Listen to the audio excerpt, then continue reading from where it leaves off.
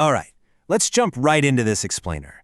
Today, we're unpacking some really fascinating sources that completely dismantle a deeply held and honestly kind of dangerous illusion about our money. So, we all start out with a standard savings account, right?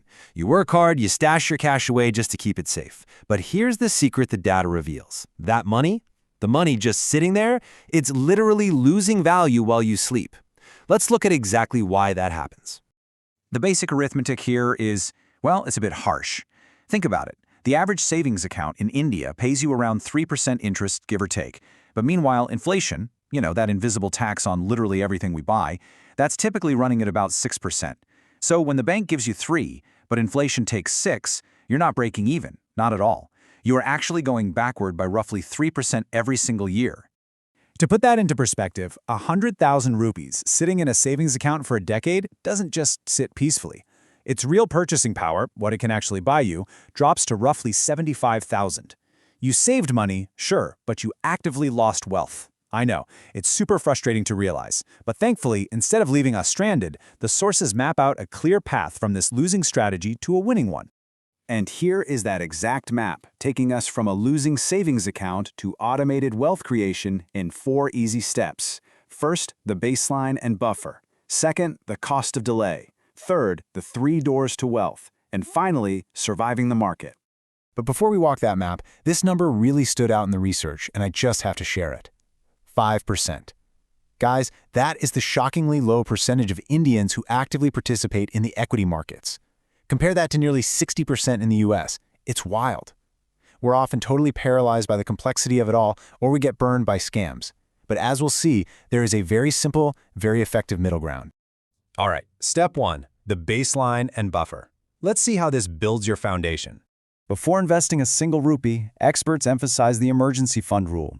It's simple. You need 3 to 6 months of living expenses kept completely liquid. And by liquid, I mean you can access it instantly, no strings attached. Without this buffer, a sudden life emergency, a medical bill, a car repair, it's going to force you to pull money out of your investments, often at a major loss. It is the absolute essential architecture of your financial house. Moving right along to step 2, the cost of delay. Now, let's explore what is probably the single most expensive mistake you can make. Looking at the data on compound interest, the impact of time is just, well, it's incredible.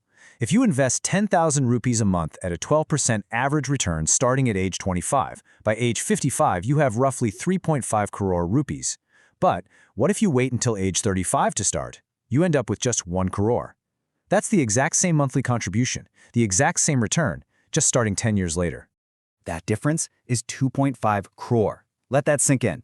That massive number is the literal, calculable cost of telling yourself you'll wait until you're more ready to start.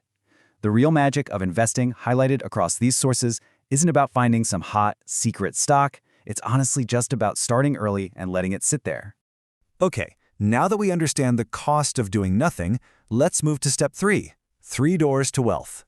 The sources really help simplify the super confusing financial industry by breaking it down into 3 simple doors.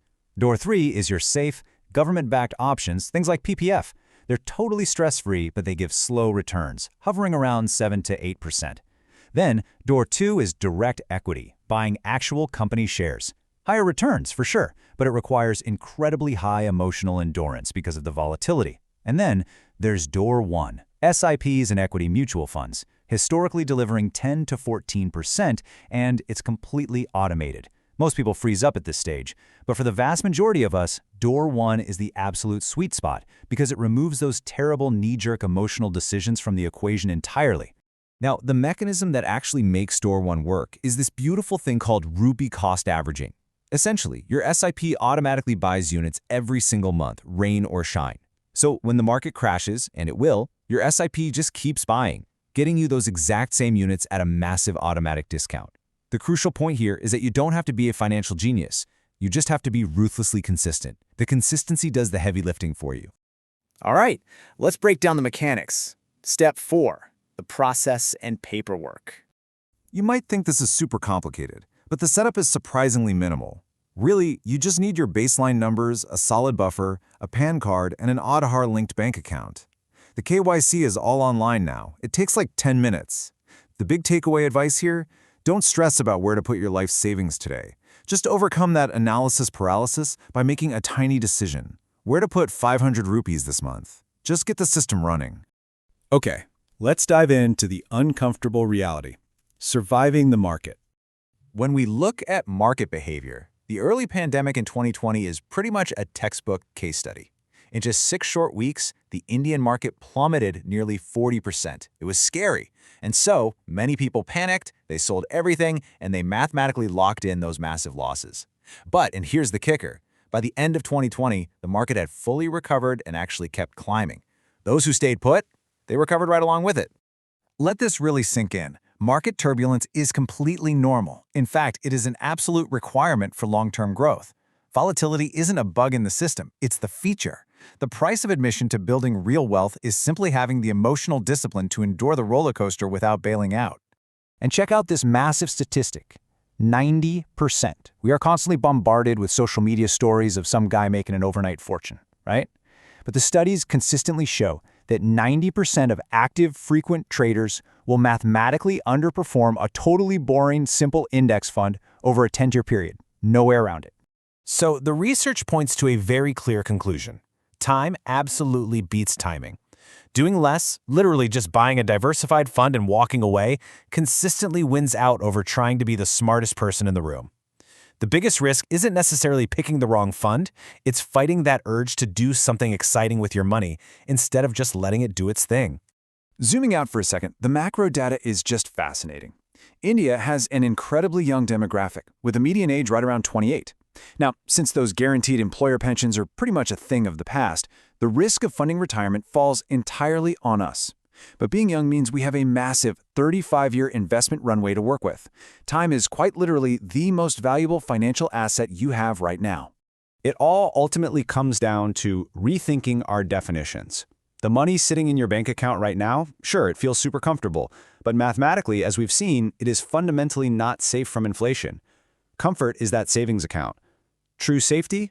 True safety is actively investing your money to actually outpace that quiet tax. So we leave you with this final, vital question to really provoke some thought. Are you willing to pay the multi-crore hidden price of comfort? Or are you finally ready to walk the map today, build that liquid buffer, start a tiny sip, and let compound interest do all the heavy lifting? Thank you so much for exploring this explainer with me, and we'll catch you on the next one.